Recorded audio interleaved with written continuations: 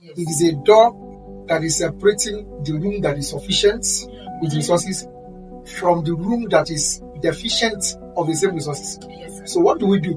We open the door. So when we open the door, there will be inflow of resources from the room that is sufficient of those resources to the room that is deficient of those resources.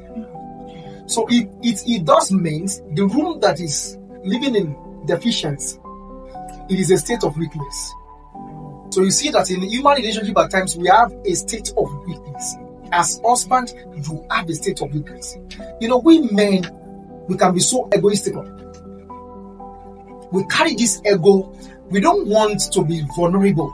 We don't want to cry. In fact, even culture, culture teaches us not to cry, that it is shameful to cry, that if you cry as a man, it means you are weak. And many men have been living in that bondage.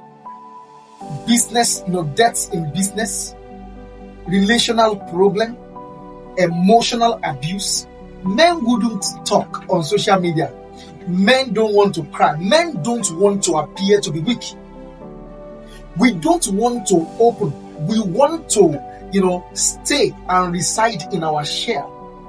And the moment you make a decision not to open up, you are making a decision to just be separated from solution. You are separating yourself from resources that could have strengthened you, that could have been a solution to your predicament.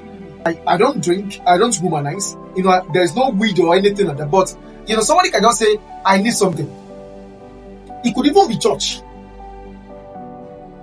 And I will just be spending, just spending and spending and spending, and then they're like, I don't have any money again.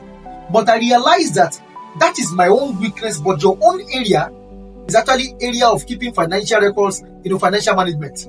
I could make money, you could manage money. Now, it means that I need to open up in the area of my own weakness for your own strength to be able to flow. So when I open up, then you become closer, to solve my problem. The same way also too, when you open up, then I will also be able to minister my own strength to your weakness. So that is the way, that is the way I see it. Some men, do you know that before some men cannot literally, that you like, like they call it in the social media parlance, they call it nyash. Whenever you see nyash like this, your head don't scatter. You know your area of weakness as a woman. But the problem is that you don't want to appear weak to your husband, and you have never found any reason. You have never created any space for the two of you to talk about your weaknesses. Because you don't want to be vulnerable. Why do you marry each other if you don't want to be vulnerable to each other? Because the moment you close up, then the moment there is no openness to allow resources, to flow to each other. Yes, you're right, sir. It's good to be open. Absolutely. I see something in what you said. Men, they might not want to show their weakness. Absolutely. But women, an instruction was given to us that we should submit ourselves to our husband. Women must be sensitive to the weakness of our husband, yes, and be at the same time be submissive. Yeah. I can correct you. Sickness. Don't spend this money now.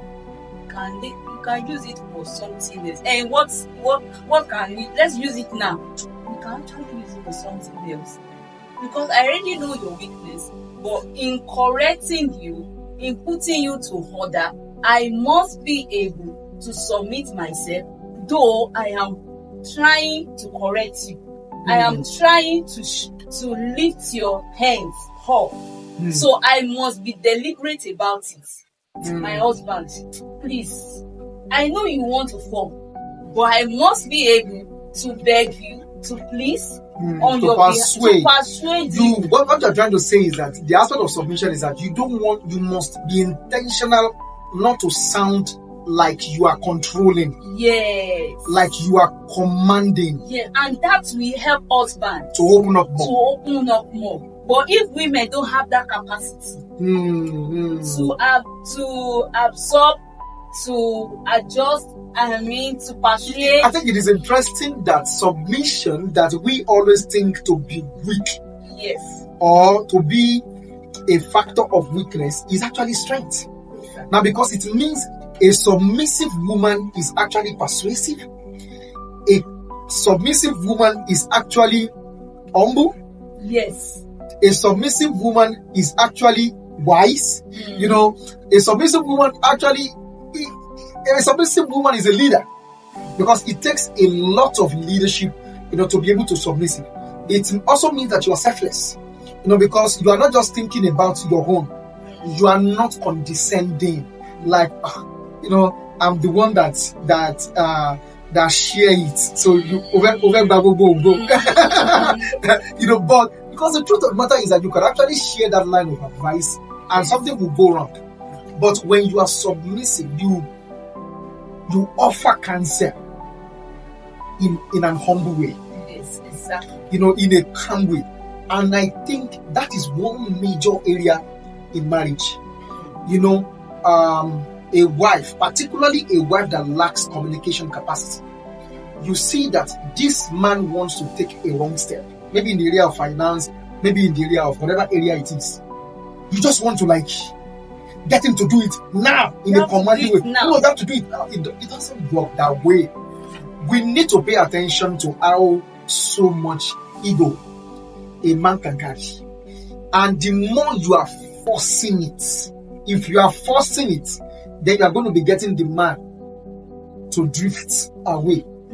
But if you are calm about it, if you are calm about it, if you are humble about it, if you are simply understanding, persuasive about it, I think the man is going to listen, the more. The man will be relaxed. The man will be comfortable. The man will not be defending. Will not be defensive. Actually, I got that. All right. So, I think another subject we need to look in this area is that whenever, just like the area of the door, when the door is open, resources flow from one room to the other room. The same way also, when our hearts, spouses, when our heart is open up, when our spirit is open up, when our mind is open up, that is when our partner can help us. The moment you already have a closed mind towards your partner, then you have destroyed the opportunity for intimacy. Yes, sir. But when you are of an open mind, an open heart, I like the scripture. He said, guard your heart with all diligence. He said, for out of it flows the issues of life. He's talking about we knowing when to open our heart and when to close it. And he's also letting us know the weight of what is coming from our heart. He said, out of it are the issues of life. So, so when it comes to our partner, there is a need for us to know that each time that we close our heart, each time the devil whispers into our heart and says, don't tell your partner about the trouble you are going through. It's a trap. It's a trap of life. It's a trap.